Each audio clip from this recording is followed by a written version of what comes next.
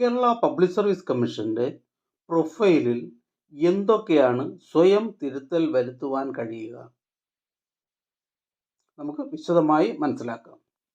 നിലവിൽ പേര്, ജനനത്തീയതി, ഫോട്ടോ, ഒപ്പ് എന്നിവ സ്വയം തിരുത്തൽ വരുത്തുവാൻ പാടില്ല.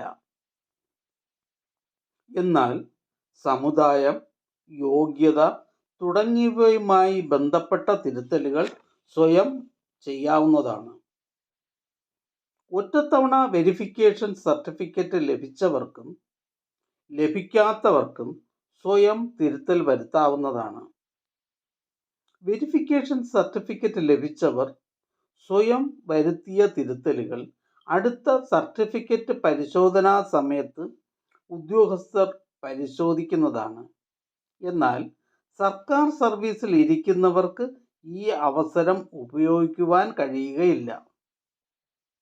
പ്രൊഫൈൽ വഴി യോഗ്യത ഉൾപ്പെടുത്തുവാൻ കേരള പബ്ലിക് സർവീസ് കമ്മീഷൻ്റെ ഡാറ്റാ ബേസിൽ ഉൾപ്പെട്ടിട്ടില്ലാത്ത വിദ്യാഭ്യാസ യോഗ്യത പുതുതായി ഉൾപ്പെടുത്തുവാൻ ഉദ്യോഗാർത്ഥികൾക്ക് പ്രൊഫൈൽ വഴി അപേക്ഷിക്കേണ്ടതാണ്.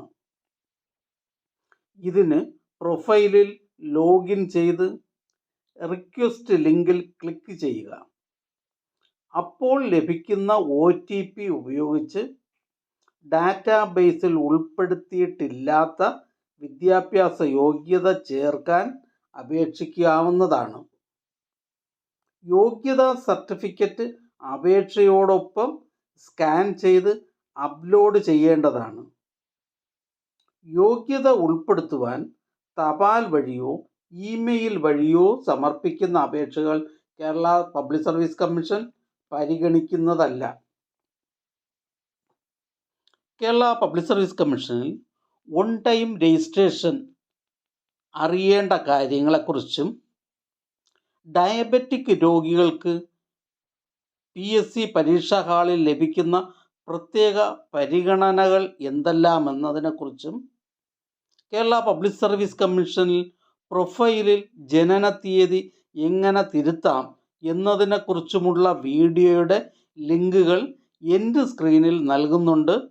ആവശ്യമുള്ളവർക്ക് ആയത് കാണാവുന്നതാണ്. ചാനൽ സബ്സ്ക്രൈബ് ചെയ്ത് സപ്പോർട്ട് ചെയ്യൂ. നമസ്കാരം.